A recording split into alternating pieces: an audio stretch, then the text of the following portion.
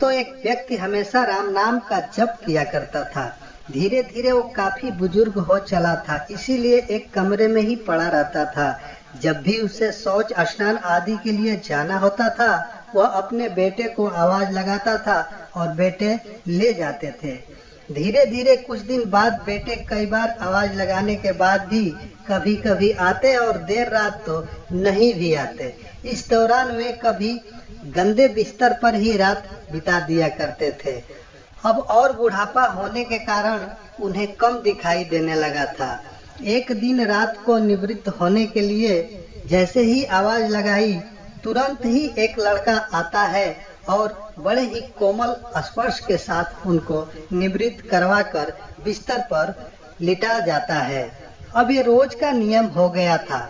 एक रात उनको शक हो जाता है।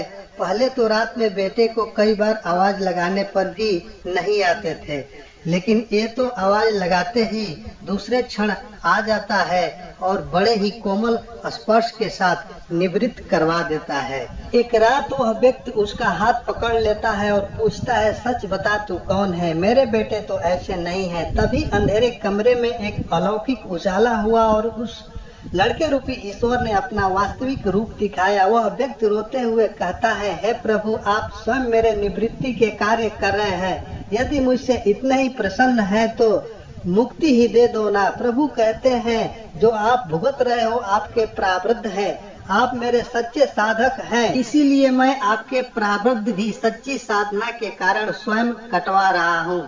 व्यक्ति कहता है कि मेरे प्रारब्ध आपके कृपा से भी बड़े हैं क्या? आपकी कृपा मेरे प्रारब्ध नहीं काट सकती।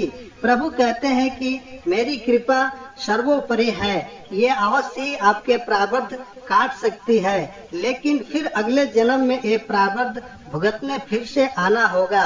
यही कर्म नियम है। इसीलिए आपके प्रारब्ध में स्वयं अपने हाथों से कटवाकर इस जन्म मरण से मुक्ति देना चाहता हूँ।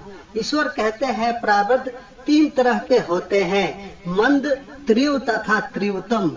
मंद प्रारब्ध मेरे नाम जपने मात्र से कट जाते हैं, पर त्रिवतम प्रारब्ध भुगतने ही पड़ते हैं, चाहे अवतार होकर आओ। लेकिन जो हर समय श्रद्धा और विश्वास से मुझे जपते हैं, उनके प्रारब्ध में स्वयं रहकर कटवाता हूँ, का एहसास नहीं होने देता हूँ। प्रारब्ध पहले रचा फिर रचा शरीर, तुलसी चिंता क्यों करे, भजले श्री रघुवीर, भजले श्री रघुवीर। जय जय सिया राम, जय जय सिया राम, सिया राम।